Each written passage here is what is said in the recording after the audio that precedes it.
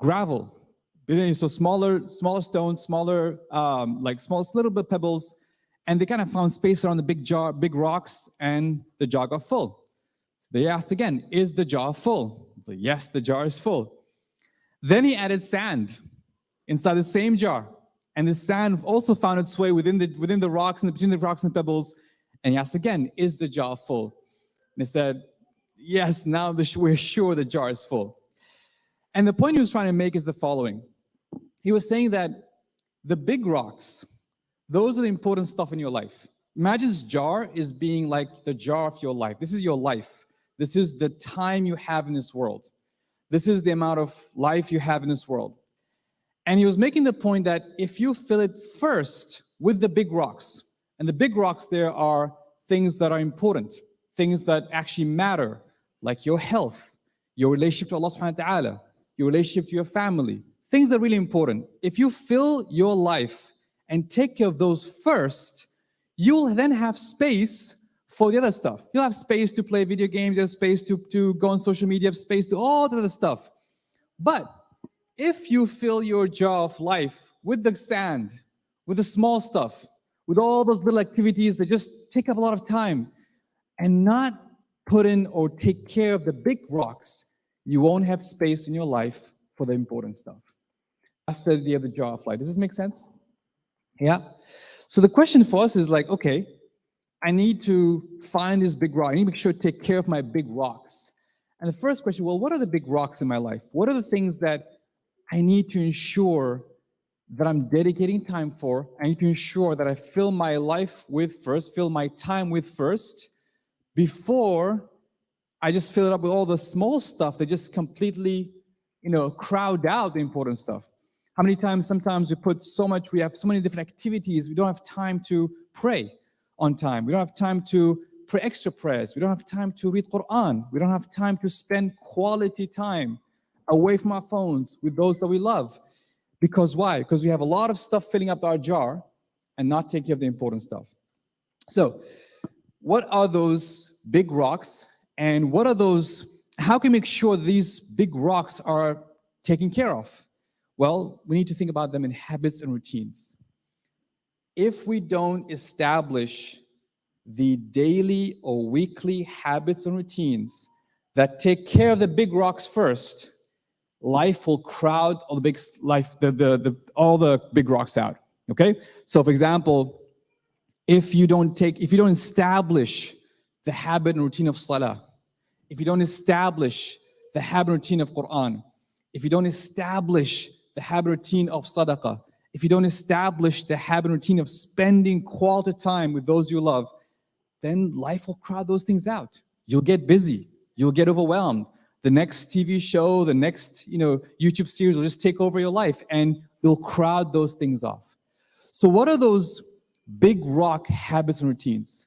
What are those things that we can take from the seerah of Prophet Muhammad sallallahu alaihi wasallam and say, you know what, these things we can take, and if we establish them, if we can make them part and parcel of our life, the non-negotiables, meaning that no matter what happens, no matter how busy I get, no matter what, if I'm traveling, if I'm falling sick, these things are the big rocks. I'm gonna make sure I fit them into my jar of life before it gets crowded out.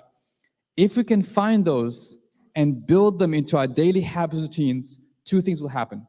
Number one, we will have and live what's known as a meaningful life, a life that, inshallah ta'ala, when we get to the end of it, we won't look back and be regretful. And number two, we will unlock the gift of barakah from Allah subhanahu wa ta'ala. We'll see the barakah in our time, barakah in our children, barakah in the different activities we have in our life. So we've been looking for these big rocks, habits and routines, and we came across 10 of these habits and routines that are inspired from the life of Rasulullah sallallahu alaihi wasallam and are also in line with some of the latest research in peak performance and productivity. So when people talk about peak performance, productivity, a lot of it is actually in line as well. And we say, well, let's draw these out, let's lay them out, and let's assess ourselves. Where are we with these 10 habits and routines?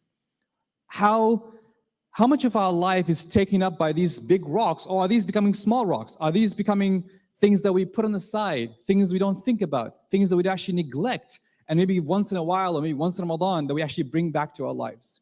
So let's go through them. And when you see this list, by the way, it might seem like simple. It might seem like, oh, that's nothing, out of the world in this list.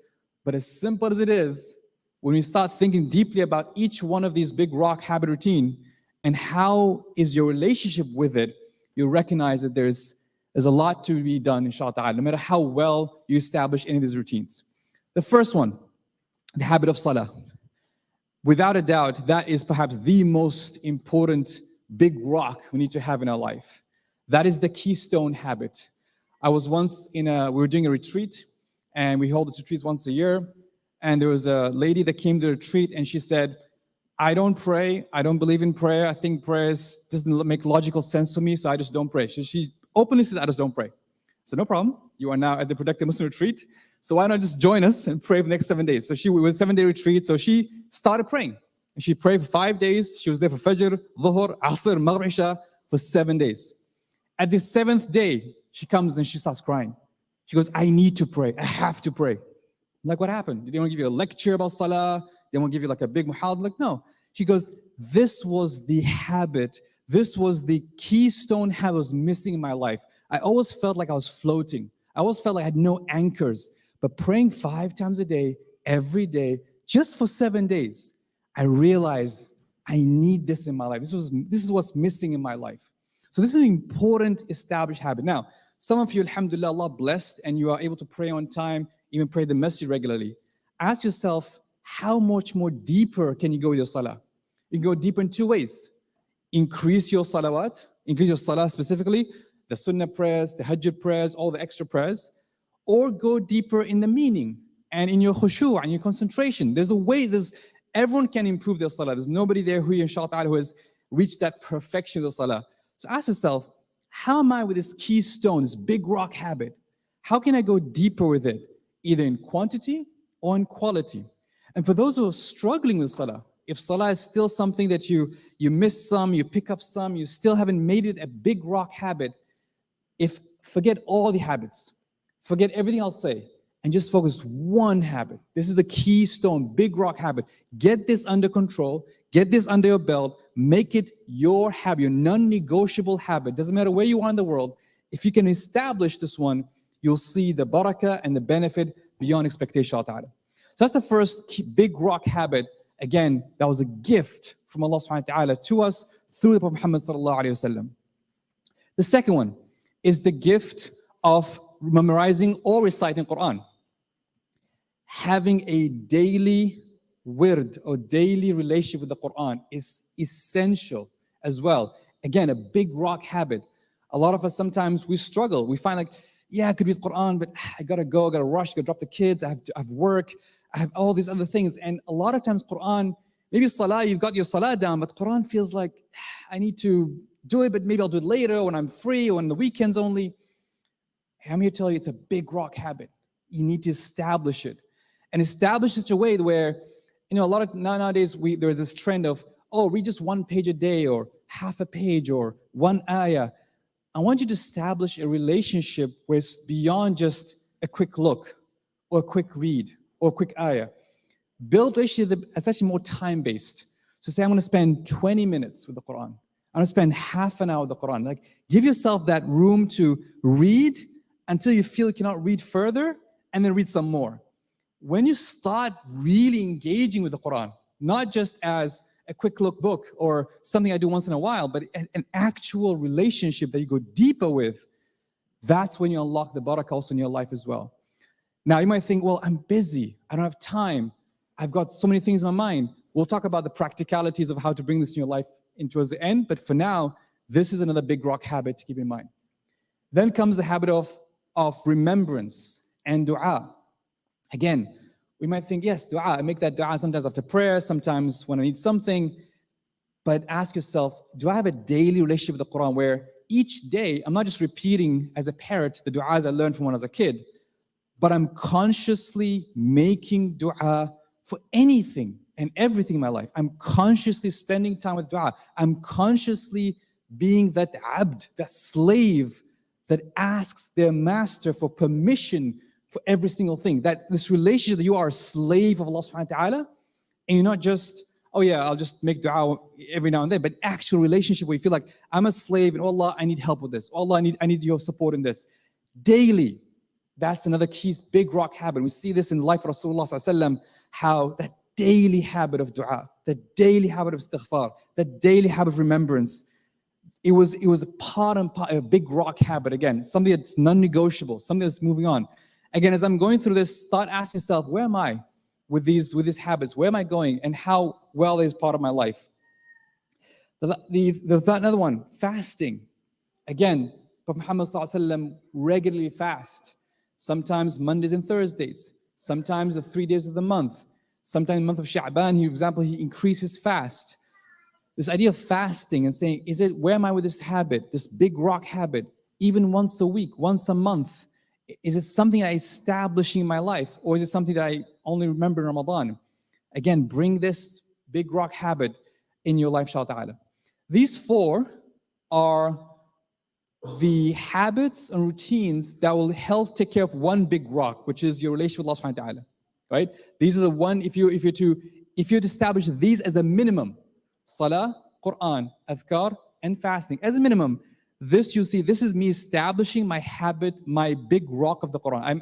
My relationship with Allah subhanahu wa ta'ala, I'm taking care of this big rock. I can say, you know what, alhamdulillah, if I'm doing this big rock, inshallah ta'ala, won't be forgotten, won't be lost. It's part and parcel of my life. Then comes more mental habits, routine, things that we need to start doing to take care of the big rock of our minds and how we organize ourselves. The habit of planning and thinking about how to structure our days. And we'll go over a video that talks about Imam al-Ghazali, talking about how he recommended to structure our day. We'll go over that towards the end, inshallah. The habit of planning our day, planning our week, and start to think about planning. One thing that I recommend people to do is don't think about your planning in terms of to-dos. Think of it in terms of intentions. So have a to-do list, have an intention list. What's my niyyah for this week? What's my niyyah for today? Because when you start thinking of to-dos, a lot of us go into our work, right? I gotta do this, gotta do this, gotta do that, gotta do this. We start thinking from our work perspective. But intentions is like, my intention is to be close to Allah subhanahu wa ta'ala. My intention is to be a better parent today. My intention is to be more present with my children. So intentions make it a much more than just a to-do. So if you were to think about changing from an intention list to to-dos, what's your intention list? And that's how you start planning your week and your day, inshallah. The habit of reading, Ummah of Iqra. Again, an important habit to take care of a big rock. It's one of those things, again, we'll crowd out. We'll never think about reading. We'll probably forget about reading. Reading probably the last thing, especially if a very busy day, if a tired day, like who has time to read these days? Even audiobooks are becoming hard for some people to consume. But he's like, no, I'm going to actually establish the habit of reading. I'm going to establish that it's going to be part and parcel. And there's something about you sitting down with an author of a book who's basically summarizing 30, 50, 10, 50, 30 years of their life in 200 pages. Literally, they're summarizing their knowledge, expertise, experiences in just 200 pages, 150 pages, and you're getting all of that in a few hours. It's something very powerful. And even, yes, you can listen to books, you can read them on the iPad, but something about sitting with a book develops this idea of deep thinking, deep reading. You start establishing this idea of able to think slowly, which is really important for your own development, for your own mental health, and it's very powerful. So that's another big rock habit to establish in your life. So those are more on the mental side of things. Now let's go into more physical. Exercise, all right? Again, a big rock that sometimes we crowd out. I'm too busy to exercise. I don't have time to exercise. And by exercise, I don't mean you have to go to the gym. Exercise means any movement. The fact if you're just moving more, whether it's taking the stairs, whether it's just parking a bit further from the doors of the masjid and walking a bit more, just getting in some movement, that's a big rock activity and habit. If we don't take care of the exercise part of our lives, again, those things will crowd out, and in the end, our health will be impacted. So exercise being part of that as well. And then the habit of napping, my favorite habit. This is my favorite habit. Let me put it this way. Prophet Muhammad sallallahu alaihi wasallam is the most important man ever lived. And he had the most important mission to serve humanity. and he took time out to nap. Don't tell me you're too important and too busy to nap. It's such an important part. And there are studies after studies that show the power of napping just for 10, 20 minutes. I'm not asking nap for a whole afternoon. 10, 20 minutes. It's powerful. It helps you start a new morning. More importantly, it helps you wake up for Fajr and for Tahajjud. People struggle to wake up for Fajr and Tahajjud. One of the reasons people struggle to wake up for Fajr and Tahajjud is that they don't nap. You wake up from 5 a.m. or 6 a.m., you will stay up a whole day, and when you go to sleep at 10, 11, you're knocked out, you're tired. Getting up for Tahajjud or Fajr becomes like, forget it, it's like it's really hard for you. But when you nap, you give yourself that extra boost. You're kind of reducing your sleep debt, you reduce your sleep need. You're able to actually get a little bit half an hour earlier before Fajr and actually get up and pray that Tahajjud. So one of the secrets of actually getting up for Tahajjud and praying Fajr on time is actually napping. So that's why I'm a big fan of napping. It's a huge impact on productivity and performance. Again, this is not just from an Islam perspective, this is across cultures. It was human, from across cultures, the siesta, right? Across all human cultures, the napping was part and parcel of our lives. But with modernity, with the 9 to 5, became something that's almost obsolete. But today it's coming back. People are realizing, the corporate environments are realizing the importance of napping, especially for knowledge workers as well. The habit of giving. This idea of saying, establishing the habit of giving. And giving does not only mean financial giving. It could be giving your listening ear, giving your time, giving your skill, giving your resources, establishing the habit of giving and saying, I'm going to build a habit of giving and volunteering and helping and doing something. That's a habit, that's a routine, that's establishing your life, not just in terms of financial as well. And finally, the most powerful one here is the habit of maintaining good relationship with family and friends. One of the longest study on happiness was done at Harvard University. They studied the lives of about, I think, 70 people for decades. And asking themselves, what is the secret of a happy life? That was the question. What's the secret of a good life? Not even a good life. With all these ups and downs, some of these people were poor, some were rich, some were married, some were divorced, some went through difficulties. But what was the one thing that ensured this person stayed happy and satisfied and conquered their life throughout all the trials of life? And the one habit that came across was good relationship with family and friends. Good relationship with family and friends. And that's, again, if it's anything, it's a reminder of the hadith Rasulullah ﷺ said, whoever wants to see barakah in his umr and his rizq, see barakah in his age and lifespan and his sustenance, let him tie the ties of kinship, right? It's a reassurance of that. So these are big rock habits and routines. And again, for some of you, this might seem simple or seem okay, this is doable. For some of you, this might seem like, whoa, it's a lot. Where to even start, okay? But I want to tell you today is pick one. And especially if salah is a big one, take start with salah. But pick one and saying, I'm going to focus on this. Pick napping. That's a good one to start with. Or anyone you like. And say, I'm going to actually establish this and make it part of my life. Why? Because it helps me develop, take care of the big rocks of my life. Taking care of my relationship with Allah subhanahu wa ta'ala.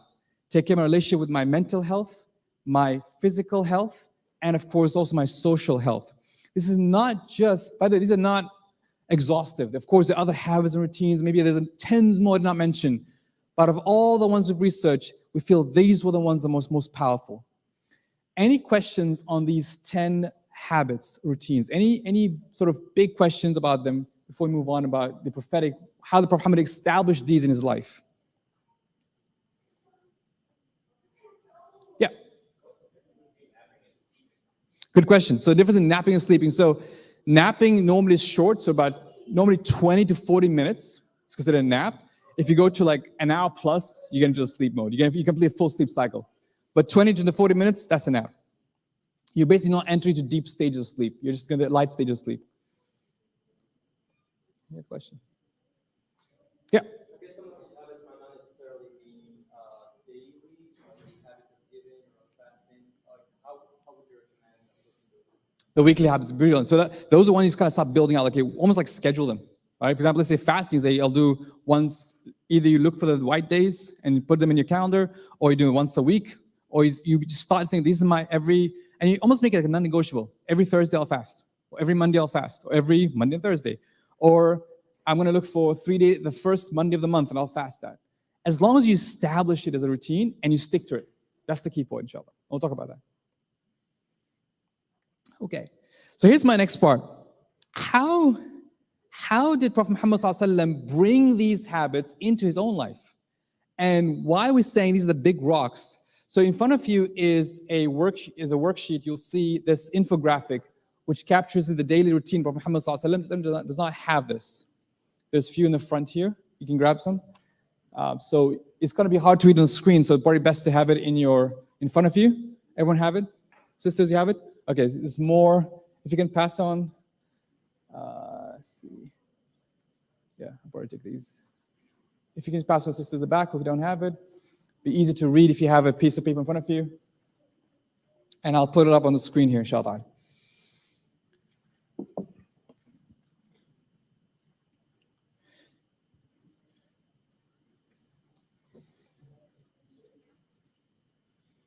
Everyone got one? Upstairs, if you want it, if you can come downstairs and grab your worksheet.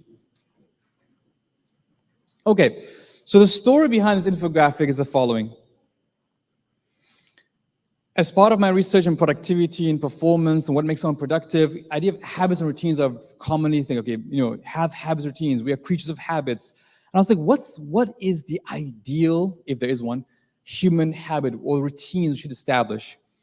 And I was looking, and I'm finding all these habits and routines, all the daily routines of so-and-so, and so many different famous personalities, modern and even ancient. And I could not find a clear 24-hour depiction of the routine of Muhammad ﷺ. And there's a reason why. Because his life was not routine like we have it. It's not like 9 to 5, you go to work, come back, right? There wasn't that routine that we have in our lives, or our understanding. But when you look at the seerah, when you look at the shama'il, when you look at the ahadith, you can start building a picture of what his typical day would look like. And again, this is not like, when you look at this, I don't want you to look at this as a 24-hour clock. I want you to look at this as a structure, a way of him organizing his time. And then I want to hear from you about how you feel this might apply to your life. Now, you might struggle. Some people, I get pushback usually when I put this on. Muhammad, the Prophet Muhammad ﷺ, he lived in a desert. He didn't live in Allen, Texas. He didn't live with all the traffic and the 9 to 5. And it's 14 years ago. Like, how will his routine matter to us, right? He didn't have a 9 to 5. He's special. I'm not. But I always remind back of the hadith, of the verse from Allah subhanahu wa ta'ala in the Quran. It says, لَقَدْ كَانَ لَكُمْ فِي رَسُولِ اللَّهِ أُسْوَةٌ حَسَنَةٌ لِمَنْ كَانَ يَرْجُو اللَّهَ وَالْيَوْمَ الْآخِرَ وَذَكَرَ اللَّهَ كَثِيرًا. That he is our most excellent example. And if we cannot fit his habits, his routines in our own lives, it's not because his habits and routines are not relevant. It's because we've come so far away from the fitra lifestyle, from prophetic lifestyle, that we find that his habits might be like, might not fit with our lives. But we need to start thinking consciously, okay, how can I go through his life and actually understand how his habits apply? So inshallah, what I'm going to do now, I'm going to share, let's see if I can get into full screen mode. Okay, I probably should move the screen here. Yeah, there you go. And let's see. Perfect.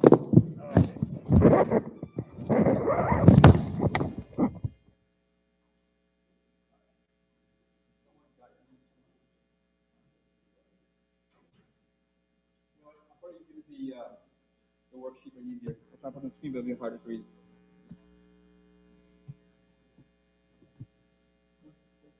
Loading. It's coming on. No. All right. Maybe I'll ask the brothers to. Oh, sorry. Okay. We'll use the worksheet. Probably easier to go through the worksheet. So if I get one copy for myself. No. Okay. You mind sharing? Yeah. All right. Bismillah. Okay. So I'll start going through from midnight, okay? And I'll do a 24-hour depiction. Again, this is a typical day in Medina. We chose Medina instead of Mecca because he was more established in Medina. He was in a more secure environment compared to Medina. He was not persecuted in Medina. So this is what typical day in Medina looked like, and more specifically towards the end of his life. So after Fath Mecca, after the victory of Mecca, after he was more established in Arabia. So this is what we're looking at in this time period, inshallah ta'ala. And as I go through this, again, it's very, don't look at this as a 24-hour clock, because some people go, wait, but what time? I can't fit this in my schedule because I wake up at this time. Think of it from a structural perspective. So let's start at midnight. Usually, not always, keyword, usually, Prophet Muhammad ﷺ wakes up after midnight. Now, what's midnight in Medina? What's midnight in Medina? There was no clocks. So what was midnight? Think about, how do they know midnight?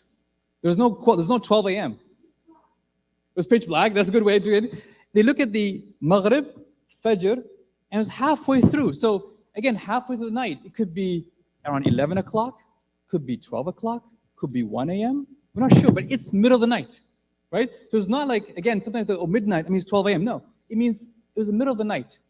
What does middle of the night mean? It's the middle of the night. So again, and those days they can tell by the stars, they can tell where the moon was, what time of the night it was. So middle of the night, you wake up, whatever that midnight is, could be 11 a.m., could be 11 p.m., could be 1 a.m., and he starts his tahajjud prayers. However, some days he might be up the whole night. Some days he might sleep most of the night. So this is again from Aisha anha would say that some days I would wake up and I would ask myself, did he actually go to sleep tonight? And some days I would wake up and ask, did he actually get up and pray tonight? So that variability is also important. So he might be coming back from a battle, right? Or something like a very heavy travel, which means he might sleep more than usual. Or he might be feeling very fresh and praying the whole night. So this variability is important, because sometimes when we think of routines, we think of like we're robots. 12 a.m., gotta wake up. 1 o'clock, do this. It's very variable, it's very flexible. So, but most nights, usually out of his routine was he wakes up at midnight. Middle of the night, he wakes up, performs night prayers at home or in the masjid, right? So again, he chooses a different environment.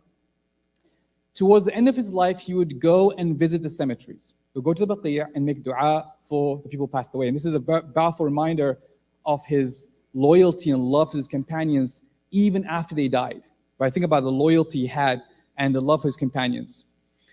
And he would do this until the last sixth of the night. Again, what time is that? Last sixth of the night. If you were to imagine Medina now, and most time Medina is, Maghrib is around 6, let's say 6 p.m. Fajr is at 6, let's say 6 a.m.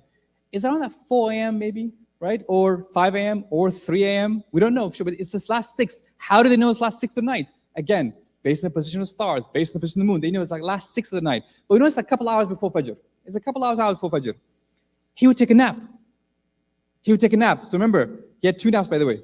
He would take a nap before that Fajr. This is why it is recommended if you get up for tahajjud or Fajr or before Fajr, after you finish your tahajjud prayers, lie down a little bit. Follow the sunnah of Prophet ﷺ and just lie down a little bit. That's actually one of the ways to emulate him, sallallahu alaihi wasallam. He would take a short nap. And again, the nap could be an hour, could be an hour and a half, we don't know, but it's the last sixth of the night. And that's why if you ever hear hadith that Bilal radhiyallahu anhu would call the adhan Fajr, and you see the Prophet Muhammad would open his eyes, you're like, wait a second, wasn't he up all night praying? No, he was taking a nap. And that's why he was opening his eyes, because he was took a nap, and the adhan of Fajr would wake him up from that nap. At dawn at Fajr, Bilal radhiyallahu anhu would call the adhan. And now I want you to remember and memorize the sequence and compare it to what we do today. His sequence is following. He wakes up, he rubs his eyes, he grabs a siwak, he does siwak, he says the hamd for waking up, alhamdulillah alladhi ahyana ba'da ma amatana nushur, and he would sit up and continue listening to the adhan. How do we wake up? What was that thing? Where's my phone? Snooze button, and then I started scrolling for 5 minutes, and what's on WhatsApp, who messaged me last night, and what's on Instagram, and who said what. And like half an hour later, we actually get up and move, right? I want you to just follow this. If you're out of the whole routine, this is part. He wakes up, rubs his eyes, right? So you wake up, you rub your eyes, you grab, if you have a siwak, if you don't have a siwak, you get up and brush your teeth, you say the dua for waking up, and you get ready for salah, right? Even as simple as that, And even nowadays, the productivity expert will tell you, protect your first hour. Don't let the outside world hijack your brain. When you get up and the first thing is check your messages and your phones and who said what last night, that hijacks your brain, makes it harder for you to focus, harder for you to actually be, to actually have any clear thoughts in the morning. Protect your first hour. And there's nothing more beautiful than emulating the way Prophet Muhammad ﷺ used to wake up. So at dawn, he wakes up, uses siwak, expresses gratitude, listens to calls of prayer, prepares for salah. Now, the Prophet Muhammad ﷺ would then leave his house, and remember his house is attached to the masjid. If you have in Medina, there's a beautiful museum. Nowadays, they actually show you exactly how his houses and his room and the masjid looked like, so you can tell, you can even get a visual of how his morning looked like. He would leave his house with his left foot, he would enter the masjid with his right foot. Now, sometimes people are like, why is left foot, right foot, this dua, that dua, why are we so specific? That shows you presence. A lot of us, we do things mindlessly. Nowadays, mindfulness and is a huge thing, right? It's the idea of being present. Like the fact that I know I'm conscious, I'm leaving my house with my left foot. I say the dua for leaving the house. I enter the masjid with my right foot.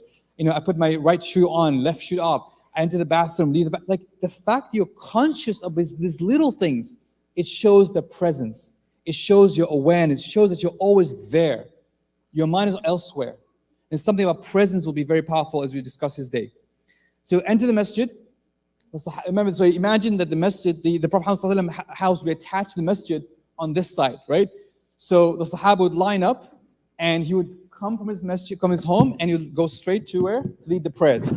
He would come here, he would face the Qibla, and he would start leading his prayers for Fajr prayer. After leading the prayer, he'll do his adhkar in the morning. After a while, he'll turn to the Sahaba, and then sometimes he engages with them. كيف أصبحتم? How did you wake up? And he'll see a dream last night. He might share a dream he had, right? So something, he'll engage with Sahaba in some kind of conversation, or he'll be quiet and he'll just listen to Sahaba speaking, or he'll be quiet in his remembrance. He will stay like that on his musalla until after sunrise. After sunrise, he'll get up, he'll pray 2 rak'ahs, and there's actually a special pillar he used to like to pray behind. And then he'll go home and he'll visit his whole family. So when he enters the home, again, enters the home with his right foot, grabs the siwak. Used to love the siwak, grab the siwak, and he'll go visit all his family members. كيف أصبحتم? How did you wake up? Asking about his family. Looking at, how are you? How did you sleep last night? And then he would ask a question. هل عندكم شيء? Do you have anything to eat? And normally the answer is, Ya Rasulullah, ما عندنا شيء. Ya Rasulullah, there's nothing in our home. Because inni idan sa'im, I'm fasting. Right? Just chill. They're like, where's my coffee? Oh my God, I can't wake up and stay up. Like, no, he's like, okay, I'm fasting. Okay, cool, no big deal.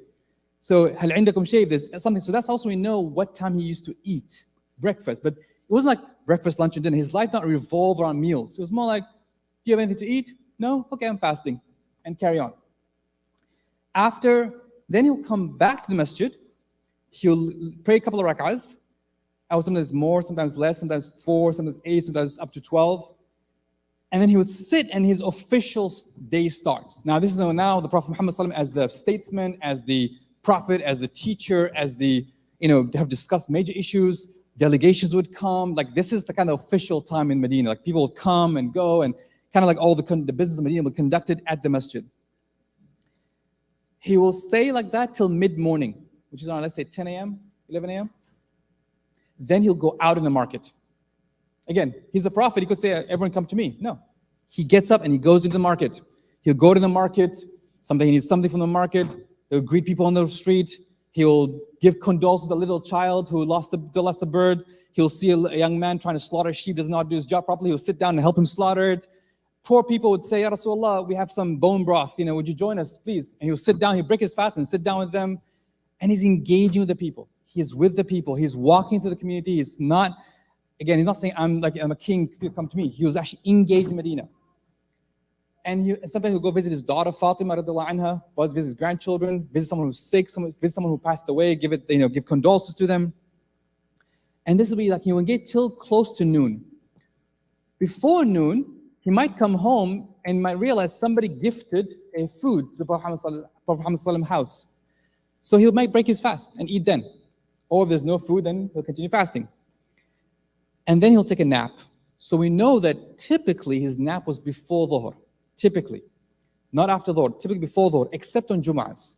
On Jum'ahs, he might delay his nap till after Dhuhr out of fear of missing Jum'ah. So we know that that's roughly the time for naps. And by the way, this actually confirms studies on when's the ideal time to nap. It's that 6 to 7 hours after waking up. When you start seeing the dip in your energy, around this time, by the way, when you feel the dip in your energy, that's when you actually ideal time to nap. So he would take a nap then, and then then Dhuhr time will come, he'll get up, and he will lead the prayers. Now, how long was his nap? We don't know. But we know it's long enough that he starts sweating. Why? Because the hadith of one of the sahabiyat whenever Abraham used to nap at her house, she would collect his sweat.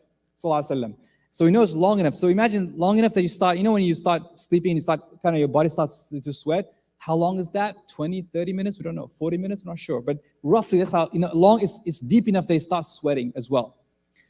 So Dhuhr time would come, he would lead the prayer. Now, after Dhuhr, think about this. The entire Medina is taking a nap also, not just him. All the companions taking a nap. This is before there was official nap time. Everyone knew it was nap time. They would come to the masjid, everyone's fresh. Everyone's awake. Everyone's they've had their nap, they feel great. That's when he make important announcements. So he'll actually make sometimes not just Friday khutbahs, somebody get up and make important announcements. He'll say something important to the community, some important reminder. So a lot of times if he makes any maw'idah, any important declaration, he'll do it after Dhuhr on most days in Medina. After Dhuhr, sometimes he might stay at home. If it's too hot, right? He's a human being just like us. If it's too hot, he might stay at home. Sometimes he might go out and visit other tribes. On Saturdays, he used to go to Quba, Masjid Quba. That's why till today, if you ever go to Masjid Quba on Saturday, it's packed because the Prophet Muhammad ﷺ used to go on Saturdays to Masjid Quba until Asr. Asr will lead the prayer for Asr. After Asr was almost strictly family time.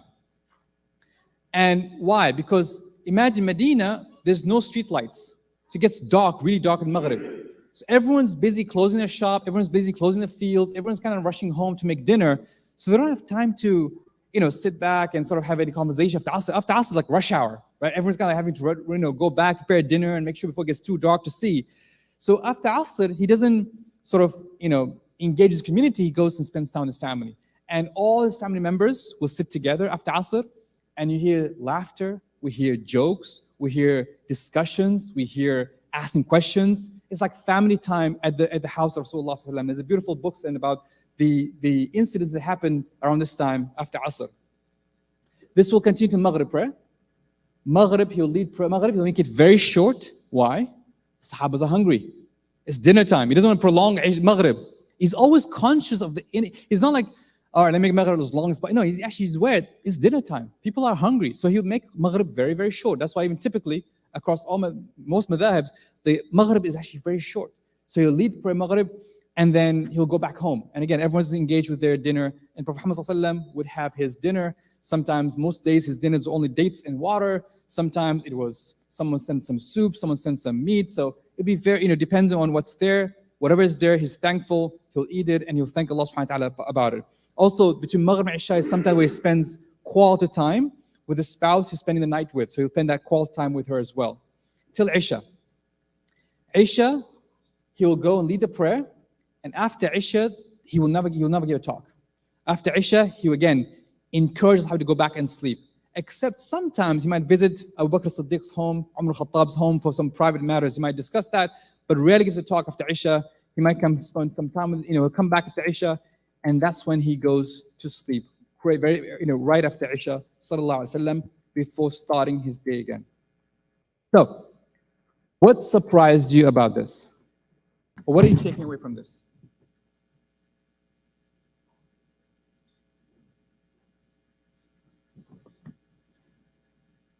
Yes. Best use his time in what way?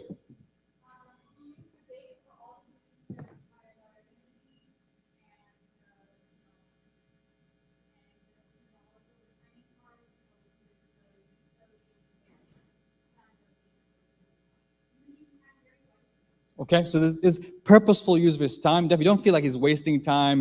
You feel his purpose. Every moment is purposeful. Yep.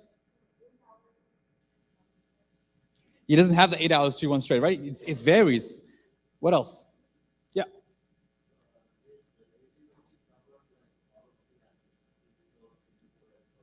Absolutely. Balancing spiritual needs, physical needs, social needs, right? You don't find him like, you would assume, like when I first saw this, one thing that surprised me was how much family time is there. I was like, wow, like I really thought, like you think they're probably always outside or always, he spent a lot of time with his family. So that really stood out as well. What else? Yeah.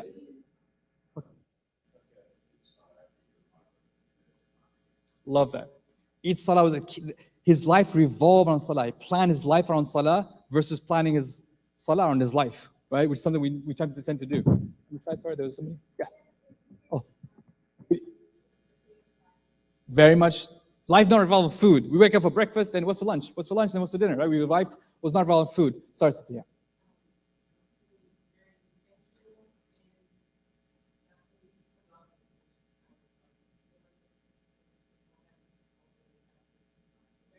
Very intentional, like that. One of the scholars I was talking to, he said, "Did you ever like? Isn't it surprising? You have someone like Prophet Muhammad Sallallahu Alaihi Wasallam. Now think about it. If you think of any leader, think of anybody who is in a leadership position. What is the number one complaint people have about that person? Number one complaint, especially the family members. Inaccessible. You're always busy. You're always missing, right?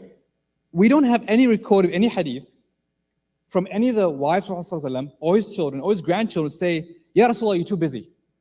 And we never hear that. Now you might think, oh, because out of respect, but they would complain. They would say, if this was an issue, they would say, he's always out. He's always like, he's never with us. No, but it was almost like he was there. But here's the thing, maybe not in quantity, but in quality. Like his presence, when he spent those few moments with you, it fills your cup so much that you don't feel like, oh, I'm missing out. A lot of us might spend time with our family, but our mind's elsewhere, or we're in our phones, or doing something else. Versus he was there. And when you read the beautiful hadith of his relation with his spouse and his children, and how he was so present. He was not somebody who you can tell was like his mind was somewhere else while he was engaged. He was fully there. And that presence, it could be for a few moments or half an hour maybe, but that fills the people up. That makes them feel like, yeah, I feel like I got my share of the Prophet ﷺ. I don't feel like I'm missing or he's always busy. That's something very powerful as well. What else? Yeah.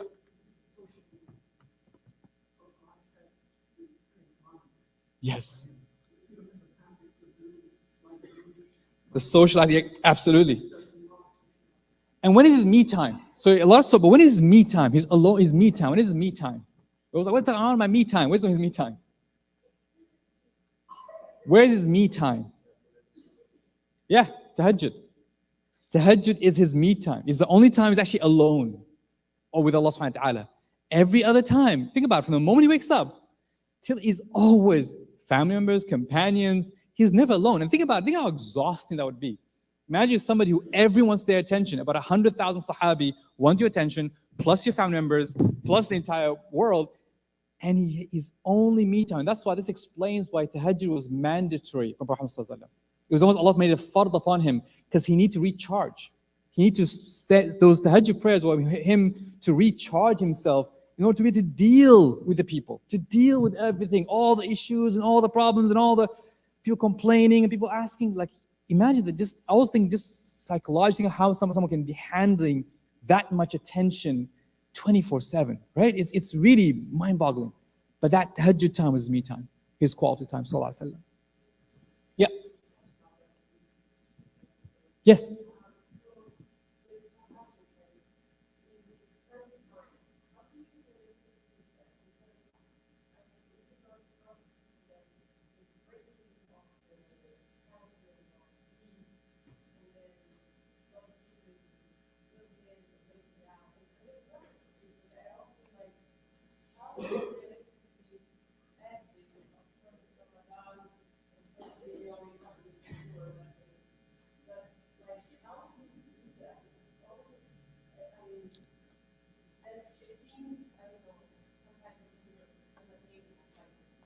Good question. Good question. I'm glad you asked the question. So we'll come to that as we talk about this next part now. This next part, talk about, well, how do we bring this in our life? Like, again, we just showed you again, this is the routine of the man that changed the face of the world, right? We always think about, oh, I want to know the routine of so-and-so and some top business person or some top politician.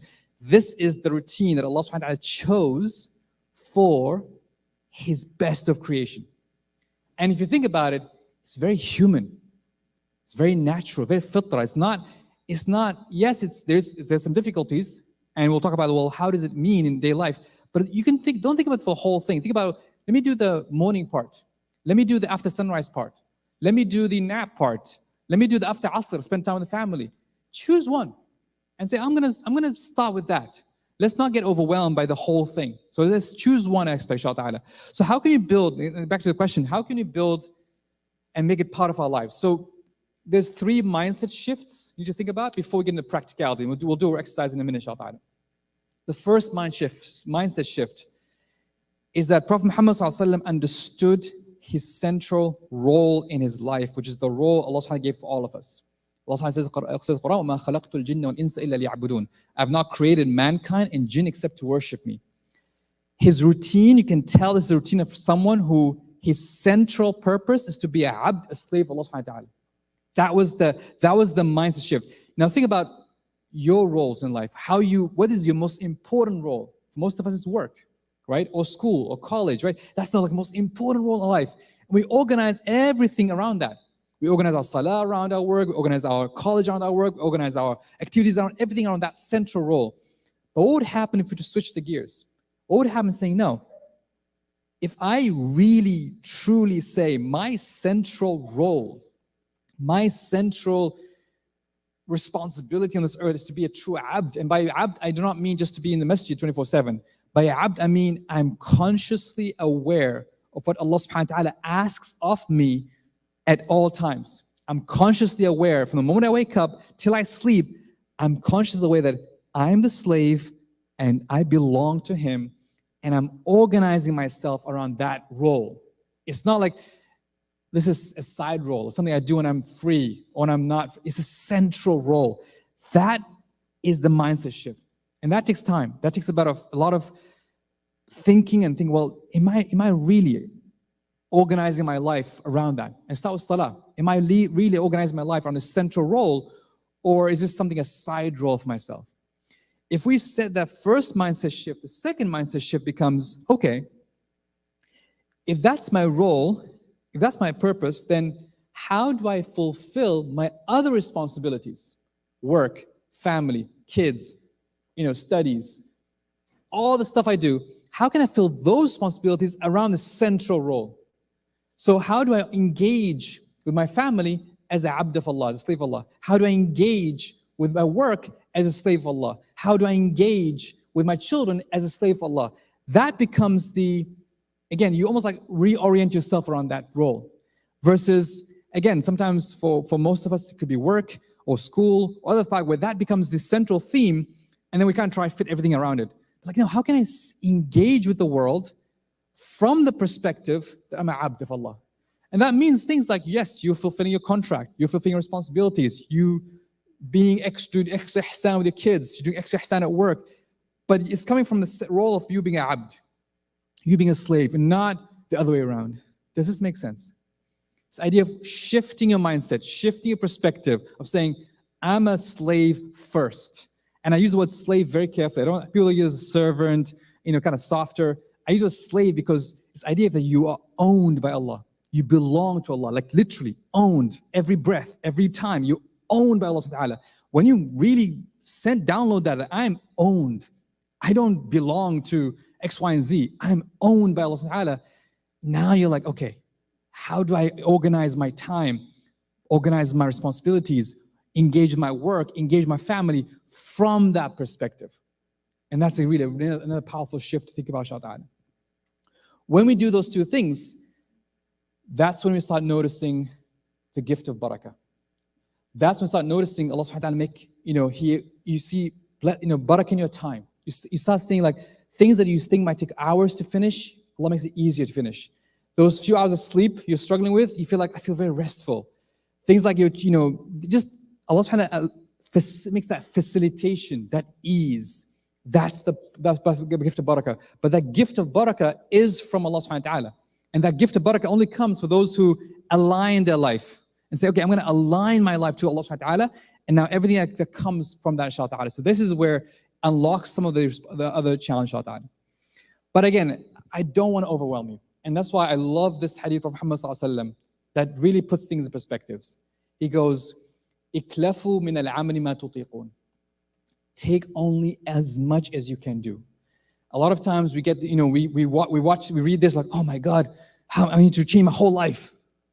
But he's saying, no, take on only as much as you can do.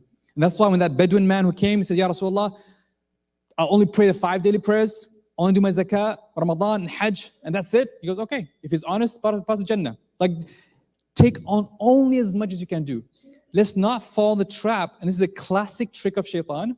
He'll make you say, yes, change your life. 2 weeks later, oh, it's too hard. Give up, forget it. I can't do this. I'm never going to be good enough.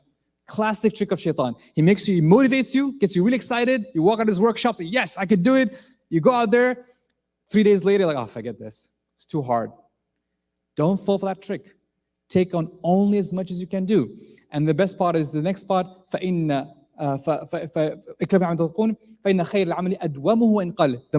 most beloved deeds to Allah subhanahu wa ta'ala are those that are done. I don't like the translation consistently because they make it sound like we're robots. The Arabic word is adwamuhu. Adwamuhu means more lasting. What is the thing that you will carry on for a long time? What's more lasting? Not like, because you might, some days you travel, some days you're sick, some days things happen, right? So consistency might go up and down. But what's you going to hold on to? Let's say you travel a little bit, so your schedule's off track, but then you come back to it again. Let's say you fall sick, so maybe your Quran is not as much, but then you come back to it again. Let's say a few days you're tired, so you don't get it for tahajjud, or you wake up for fajr a bit late, but then you come back to it again. What's the thing that will make you more lasting? Adwamuhu wa in qal. And that's even if it's little. So this is the perspective that I want us to take. The next part is, what would I focus on that I want to hold on for a very long time? And inshallah ta'ala, until I meet Allah subhanahu wa ta'ala. That's the mindset. Don't try to take on too much. The beautiful thing about this hadith is that if you do follow it, if you take only as much as you can do, if you don't overwhelm yourself, what's going to happen is over time, Allah puts barakah in your capacity and you're able to do things that you could not imagine doing before. Anyone here who started, for example, when you first started praying, you think, 5 daily prayers, my goodness, that's hard. And then alhamdulillah, Allah made it easy for you. Then you start thinking sunnah prayers. You start establishing, then you think, man, sunnah prayers is a lot. But then Allah made it easier for you. Then you stuck to that. Allah made it easy for you. Now your sunnah prayers are becoming normal. Then you start, building in that witr prayer. And now it's part of your day. So sometimes Allah wants to see that capacity increase. It's just like going to the gym. The first few times you go like, this is too hard. But if you take it only as much as you can do, if you only take few, the ones you can lift. And then after a while, you build strength and you can do more. And stuff, and maybe before you could barely lift 20 kilos or 20 pounds, now you can lift 50 pounds. Allah put, your capacity increased. Same thing with these habits. Try to take only as much as you can do, and if you stick to that little, your capacity would increase. You'll be able to realize, I can build more, instead of just make sure that I don't get overwhelmed, inshallah. So here's what we're gonna do. We're gonna look at the back of this sheet. This back of this sheet is your routine planner. Now, I put here the 24-hour clock in this routine. And I want you to, we recommend, I don't know if you got pens, we've got pens here. If you don't have pens, then you can pass around. I would like you to first highlight the prayer times. Pass around, inshallah. If you have your own pens, maybe you can pass. Start by highlighting when are the prayer times. So you're kind of establishing the first of prayer times. Forget number 2. I'm going to talk about the energy levels. This is another workshop. And then start blocking time out for spiritual, sleep, work, personal, meals, and social. And then start thinking about which of these can you align a little bit to the daily routine of Prophet Muhammad sallallahu alaihi wasallam. You can look at the back and you can have the daily routine. Which part of the day you can start shifting a little bit, like to the right, to the left, maybe the after Asr part, maybe the morning part, which is more aligned to daily routine, inshallah ta'ala. Okay, and forget number 5. So do number 1, number 3, and number 4. Forget number 2 and number 5. Number 1, highlight your prayer times. Number 3, just you don't have to color, you don't have colors. Just jot down when will you do your spiritual, sleep, work, social, meals, personal, kind of like just have a rough idea. And number 4, which of those areas would you start shifting towards the daily routine of Muhammad sallallahu alaihi wasallam?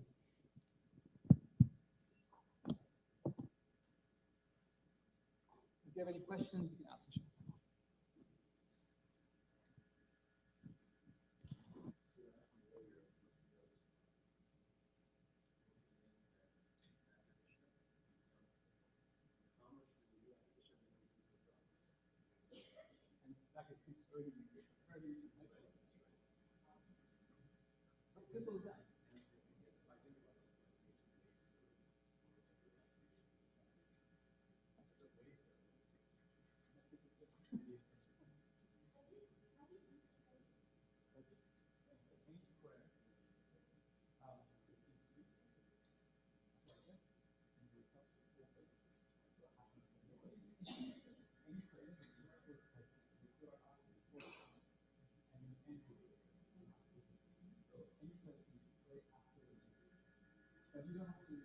Actually, good question. So someone asked about tahajjud and qiyamul layl. So first of all, qiyamul layl is any night prayer. So you can technically pray qiyamul layl after maghrib. As any prayer after when it's dark, it's called qiyamul layl. So you can actually, for those of you struggling to wake up, back to your question, for those who are struggling to wake up for 3 in the morning or 4 in the morning, you can actually pray a couple of rak'ahs after maghrib, a couple of rak'ahs after isha. That's part of your qiyamul layl. That's actually qiyamul layl. Tahajjud is when you sleep and then you get up to pray at maybe some 1 a.m., 2 a.m. It could be 2 rak'ahs, it could be 3, it could be 2 rak'ahs, 4 rak'ahs, and then ending that with witr, ending with witr. So if you're struggling with tahajjud prayer, if you think this is at this stage again, at this point in my life, I don't have the capacity for it. That's fine. Start with qiyamul layl, and then inshallah ta'ala, Allah will make it easier to make tahajjud. Inshallah. Great question.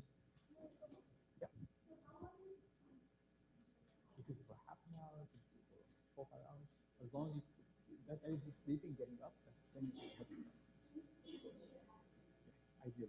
If you're scared, you might miss it, you can pray after it. And then if you do wake up with tahajjud, you can pray tahajjud. The ideal is to pray with it. Good question. We'll talk to Dr. Yeah.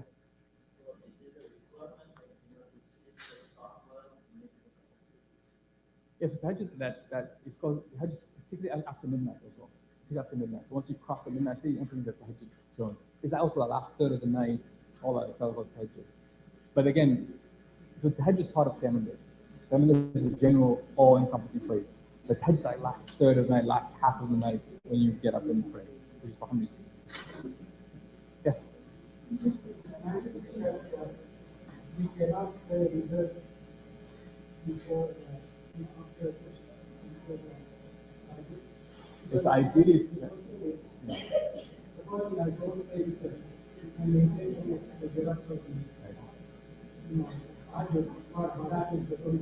Good question. So if you have a regular habit of tahajjud, so you know for sure you have like 99% confidence going to get up, that's fine, right? You're going to get up, you're going to pray your tahajjud. If you're not sure, you're still early for you, you're still establishing a habit, it still hasn't become a permanent habit, it's safer to pray with it first. If you do wake up tahajjud, then you can pray for rak'ahs after, it's fine. So ideally you should, if you're able, if you're not sure, like I'm not sure, my tahajjud is a bit iffy these days. Okay, pray with this. If you do wake up, no problem, pray tahajjud. Inshallah, once it becomes a habit, then you can delay to the end. Sorry? No, it's easy, inshallah. Allah make it easy. Allah make it easy. Right. Yeah.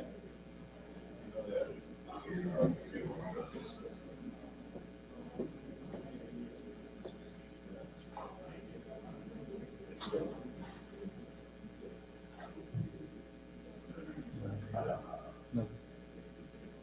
That's a very good one. That's a good one. Maybe we should read to seeking knowledge.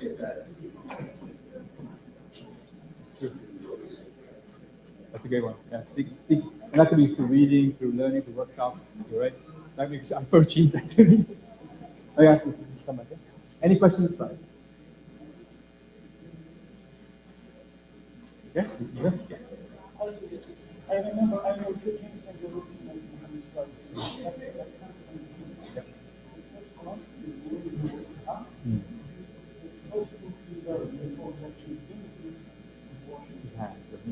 the next one, second, is when you finish connecting the prayer,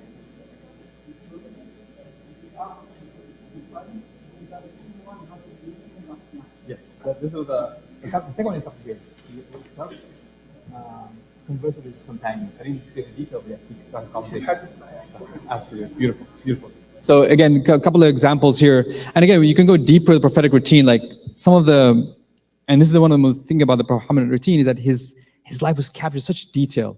For example, brother reminded me that one of the things he did when he first woke up, right? When he first woke up was that he used to wash his hands. When he first woke up, he used to wash his hands. That was also a known habit he did when he first woke up. Second, sure, Bismillah. إذا استيقظ أحدكم فليغسل يديه فإنك لا تدري أين باتت يدك. So the hadith, as brother quoted, is that when someone wakes up, let them wash their hands, because they don't know where their hands has slept, right? You can move different parts of your body, you can, other things as well. So it's best to wash your hands. And the second hadith he mentioned was the idea that when after he did the prayers and he would do the Adhkar al-Fajr, he would turn around and there'd be different things. Sometimes he would ask, did anyone see a dream last night? Sometimes he would share his own dream. Sometimes they'll bring newborn babies to him at that time and he'll do the tahniq for them. Sometimes new harvest, if Medina would come and he would make dua for it. So after Fajr was a very beautiful, I can just imagine the prophetic mornings would be something very, very beautiful. Sallallahu Alaihi Wasallam. Yes.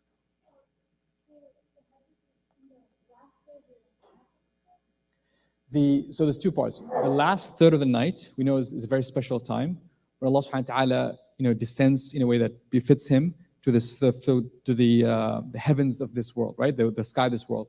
And he asks, does anyone forgiveness? Does anyone add anything? It's a great time to make dua. It's a great time to wake up. There's a lot of reward for that time. So that's like the last third. But tahajjud time, the actual tahajjud time, it says after midnight. Some say it's after any sleep considers tahajjud time. So there's ways of putting that inshallah. Sorry? In that case, yes. Modern times, yes. 12 of midnight is a good way of looking at it. Yes, great questions. MashaAllah.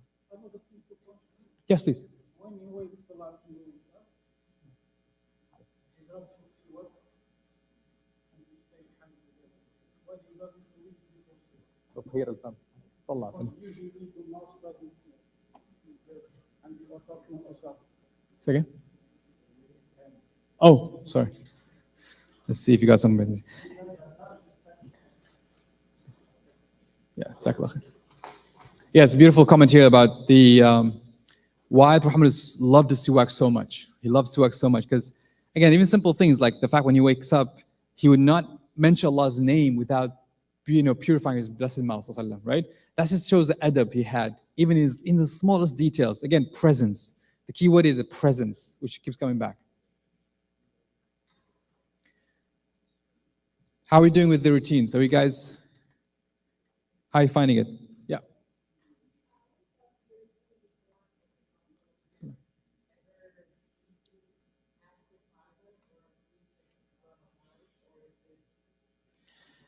We haven't found a report. That's an interesting one. We know that he forbade sleeping after Maghrib, for sure. That's when he went, like, Naha Rasul Sallam an nawm ba'd Maghrib, like that he forbade sleep after Maghrib. That's the one we know he forbade, because you end up missing Isha, the main reason. Now, after Fajr, we don't know any hadith of him sleeping after Fajr. We know about the before Dhuhr, after Dhuhr, that's the only time. Now, some scholars dislike napping after Asr, right? After Asr, say you dislike napping, you end up getting more groggy. And they say because end up basically messing up your night sleep and you end up struggling with night sleep.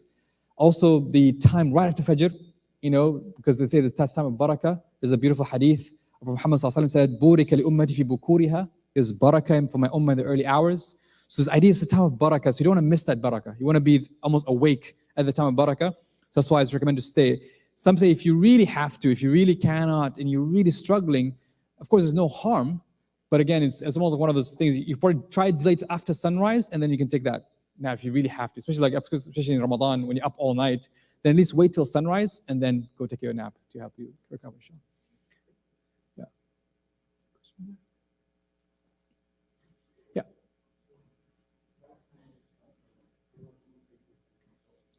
Oh yes, back to sorry, the timing, salat change. Okay. Question about salat time changes. Okay, so I have an opinion about this and people might disagree with me. I think it's a blessing in Islam that we align our lives and our wake-up time and our sleep time according to the seasons.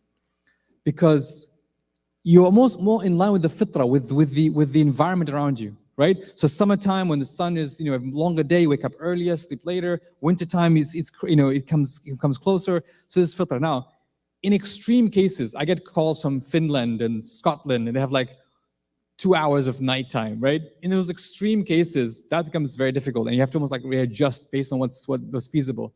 So in Dallas, alhamdulillah, that yes, it does get late, yes, it does get early, but there's blessing in that. What we need to think about now is, okay, well, how do I adjust my sleep and my nap based on the season? So in the summer, when Fajr is really early, I could potentially take that nap after sunrise, for example, or take an early nap before Dhuhr. I can try to, and the time is longer. And for example, after Isha, go to sleep right after Isha and not stay up beyond Isha, for example. That could be one way. In the winter, we could take benefit. The Umar al-Khattabi says, the winter is the Rabi' al-Mu'min, it's the spring of the believer. Because the days are short for fasting and the nights are long for night prayer. So winter is a great time to get some fasts in and to get some tahajjud prime, so night prayer time in. So you almost take benefit of the season and see it as part of you being in tune with Allah's nature versus, oh, it's 10 o'clock and I can't sleep because it's 10 o'clock and Isha is at 10:15 and that messes up my sleep cycle. No, it's like, okay, I go in that, I'm aware of that season. Yes, it's not as easy compared to, let's say, a place like Medina where it's roughly the same amount of time around the same year, but it's part of that, being part of the fitrah of lifestyle, and that's part of the struggles, and inshallah get reward for that, inshallah.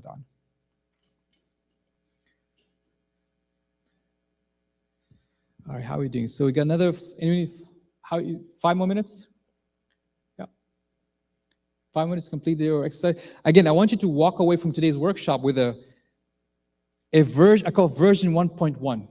Don't go version 10. This is I'm gonna be the best version. No, version 1.1. Imagine your software and you're upgrading yourself from version 1 to 1.1. What's version 1.1 of your routine today? Maybe, like I said, maybe it could just be the nap. Maybe it just could be after the way you wake up the Prophet. Choose something small, version 1.1, smallest change that can last with you, inshallah ta'ala.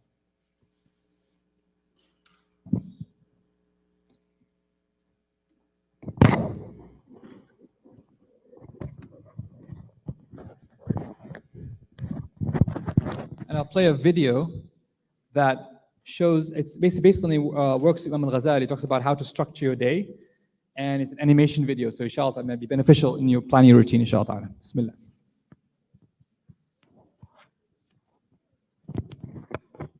Your time is your life, and much like ice, it is constantly melting away. Do not let time go to waste.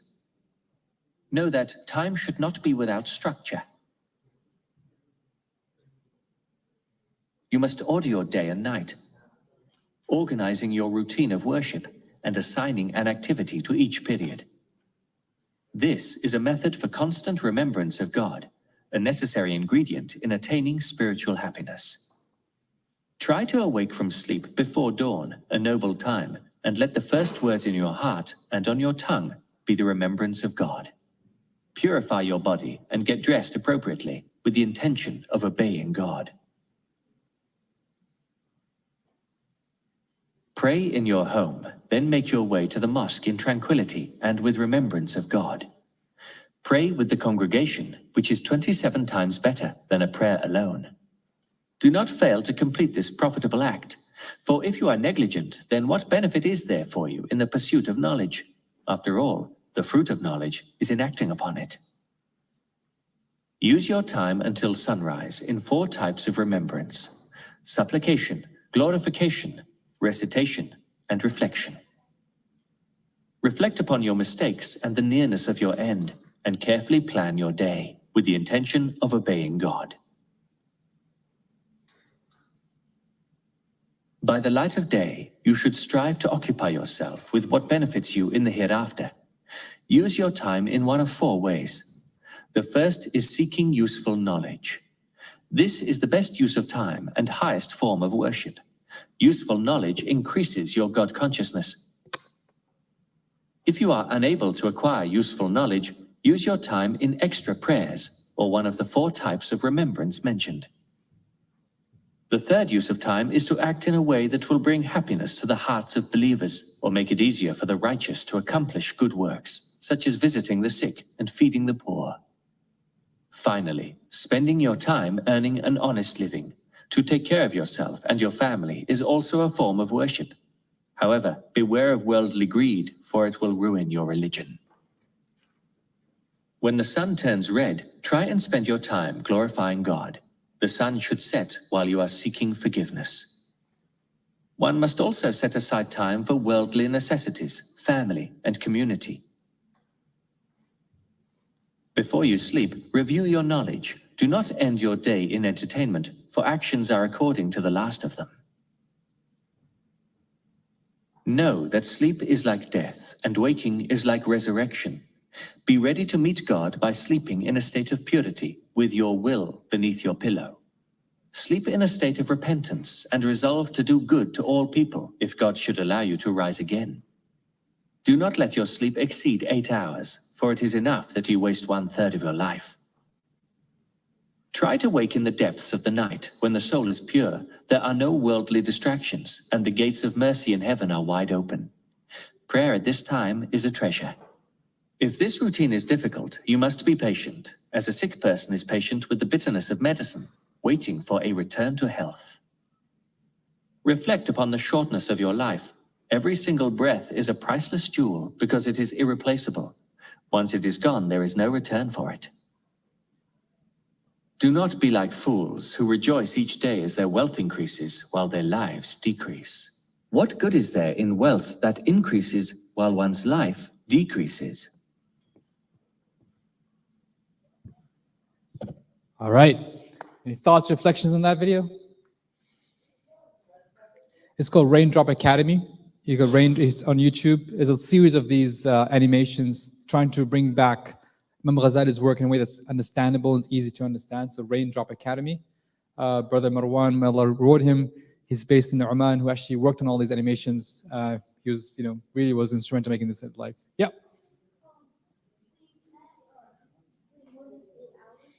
Yes, technically.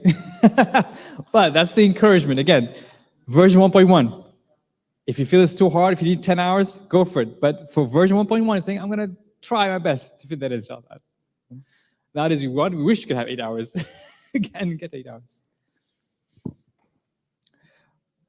All right, so if you want, you can download the PDF that this gave you, inshallah. If you go to productivemuslim.com/free planners, you can download the this PDF. You can share it with family and friends. You can tell them about this workshop and tell them about the prophetic routine. This is an article online, and there's also there's a free course as well. If you look at the top right corner, this is productivemuslim.com/prophetic routine course. It's a free course, 5 parts, which is sent by email on a daily basis. So feel free to get that inshallah ta'ala and share with family and friends inshallah ta'ala. All right, so summary, what are your main key takeaways? What are your main key takeaways from this workshop? What will you walk away and say, yeah, that part I won't forget? Main key takeaway. There's definitely room for improvement. All right, good start. Good start. We should be able to implement small changes one at a time. I love that. Small change one at a time. The smaller the change, the longer it lasts. Just remember that. The smaller the change, the longer it lasts. What else? Yes. Get rid of the clock. I love that. Honestly, I'm a big fan of. I don't wear watches anymore. By the way, this is a fit tracker. I don't wear watches because I just don't want to be obsessed with the clock. It creates time pressure. I can have a whole debate about that. But it's a different story. Yes. Beautiful. So this idea of being a sent abd of Allah subhanahu wa ta'ala and organizing your time around Allah around how Allah wants to live our life, which unlocks the barakah as well. So this aside, what is the main takeaway? Yeah.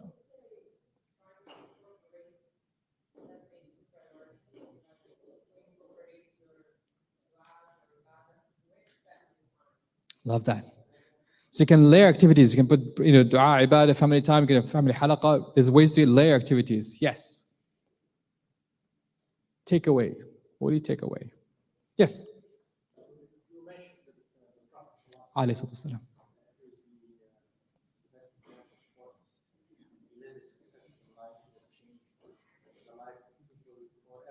Yeah. So, even though here there isn't mention of work when you work, but he's the Prophet sallallahu alaihi Alayhi salatu wasalam. wasallam. His work was to take care of the political situation and we have a place for that. Yes. So we need to see how to fit our daily lives Yes. in this and shorten it. Not, where he spent his life was not in the dunya. Yes. Even though it's ibadah, we look at how much we spend for our dunya. And the Sahaba, obviously, they saw him, and they also did close to working, even though they all had work. Yes. They were trying to make money, they were successful, they loved each other. That's how I love that. So the idea of like thinking about how much work takes up of our space and how we need to readjust that. Is it one? Yes. Go to bed early, especially after Isha. All right. Go to bed on time, go to bed early. If you can write down on your worksheet your main key takeaway. On this worksheet, write down what's the one thing that you'll take away. You say, you know what, this is what I'll walk away from this worksheet. This one thing, and inshallah, maybe 10 years later, you're going through your drawers. Oh yeah, this workshop I attended. Oh yeah, that one thing. One thing, inshallah. Yes.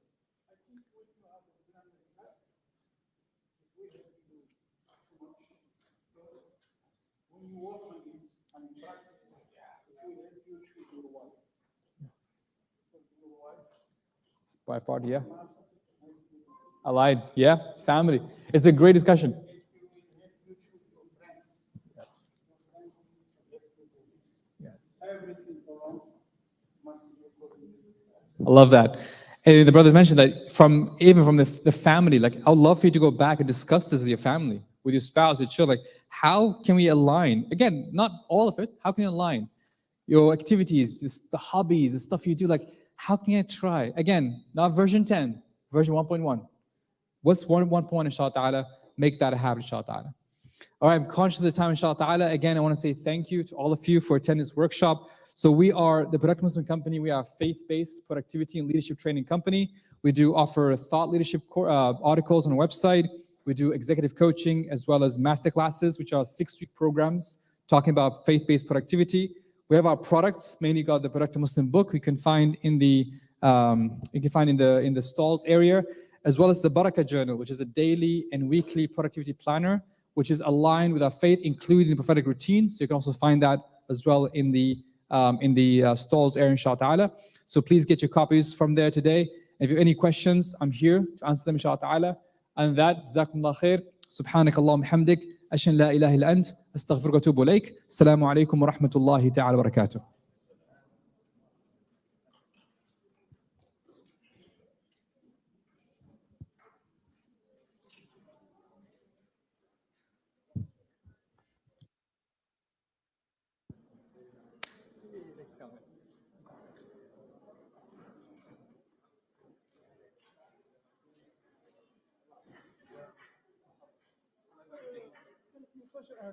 الله يبارك فيك. يا اخي انا اهتم احب الكلام بالعربيه. الله يبارك. تفضل تفضل. احب هذا النوع من المعلم منذ اكثر من 30 سنه. انا مغربي اشتغلت في محافظه العش مثل ما يقولها 30 سنه ومتقاعد الان. ما شاء الله. واهتم بهذا النوع من المواضيع اللي كنت ما شاء الله. وجدت كتاب هنا سبحان الله. كنت أبحث أمس أخبرت الأخ بأنه صاحب الحمد لله الحمد لله. ممكن نلتقي عن الأخ لمدة ساعة أكيد، لما أكيد. يتيسر لك. اكيد خذ رقمي هذا هنا. إذا ممكن نتعاون إن شاء الله كثير. Brother, can I take this? Yes, please, please, go ahead. جزاك الله خير. أين تسكن؟ هنا في والله يا أخي لفرصة سعيدة. الله يحفظك. I was about to join Napoleon Hill Foundation. سبحان الله. I was reading a lot of books, Steve Covey, Oh, Seven Habits. yeah, I read this book in French. كنت في باريس اشتريته سنة كتابين في نفس اليوم. Seven Habits in French. This is